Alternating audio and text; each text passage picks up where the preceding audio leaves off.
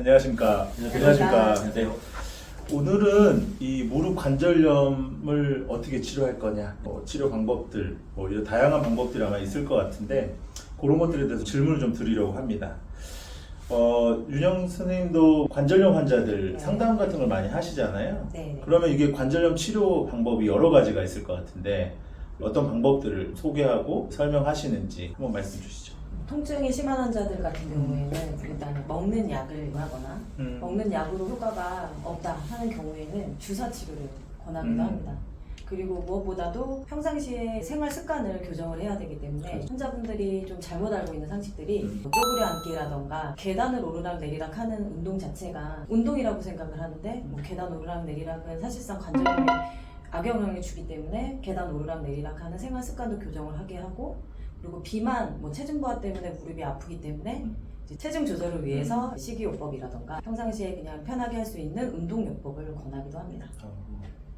근데 그렇게 권하면 네. 환자들이 말을 좀 듣나요? 잘 안 됐습니다. 왜냐면 저도 이제 무릎이 조금 아프기 시작해서 환자들한테 하는 그런 생활 습관들을 교정하려고 운동을 해야겠다 하면서도 이게 하기가 쉽지가 않거든요. 맞아요. 그래서 그렇죠. 하지만 환자들한테 이걸 해야 된다고 계속 네. 강요를 네. 해드리고 있습니다. 이 여러 치료들 중에 초기 단계 할 수 있는 거는 네. 약을 먹는 거일 것 같아요. 그렇죠. 근데 먹는 약들도 다양하니까 혹시 종류나 이런 것들이 좀 네. 뭐가 있을지요? 일단 약국에서 판다고 다 약은 아니거든요. 크게 보면 이제 건강기능식품, 광고를 하는 그냥 일반 식품 같은 거는 약은 아니고 이제 건강기능식품이 있습니다. 그거는 약효는 좀 떨어지니까 약이 되지는 않은 거거든요. 그래도 뭔가 좀 관절에 도움이 되지 않을까 하고 나온 것들이어서 그건 딱 그 정도 기대를 하고 그러니까 광고에서 나온 것처럼 관절염이 싹 없어지고 좋아진다 이렇게 기대를 하고 먹으면 안 될 것 그러면 안 같고, 근데 그래서 이제 약 이전 단계 간약으로 나온 식품 같아요. 그 다음에 이제 약이 있죠.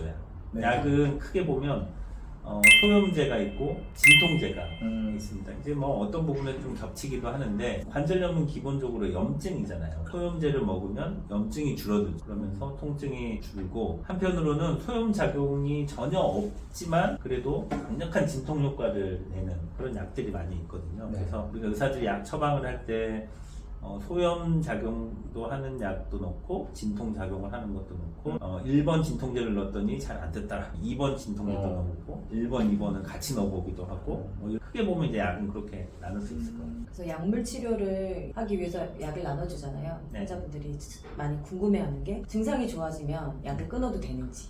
네. 어떤 분들은 약을 먹으면 관절염이 치료가 된다라고 생각하시기도 하는데 사실은 치료는 되지는 않고, 그러니까 관절염이 치료된다고 하면 닳았던 연골이 다시 원래대로 네. 돼야 되는데 그런 약은 절대 없거든요. 네, 절대 없고, 그러면 모든 약의 목적은 그 증상을 조금 완화시키는 게 목적입니다. 통증을 완화시키고 붓기를 완화시키고.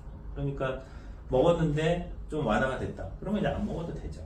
지내보다가 다시 붓고 아프다? 그럼 또 다시 좀 먹어주고, 이렇게 생각하시면 될 것 같아요. 예를 들면 혈압약이나 이런 거는 계속 먹어줘야 되잖아요. 담요약 이런 거는 어느 정도 유지를 해줘야 되지만 관절염은 그런 개념은 아니에요. 결국은 이게 말씀하셨던 염증이나 통증 같은 증상을 낮춰주는 약제이기 때문에 반드시 꼭 필요하다고 볼 수도 없네요. 그러면. 그렇죠. 네, 안 먹어도 안 먹어도 증상에 지낼 수 따라서. 있으면 굳이 안 먹어도 되죠. 네, 이상 좋은 말씀 감사합니다. 네, 감사합니다. 감사합니다. 네.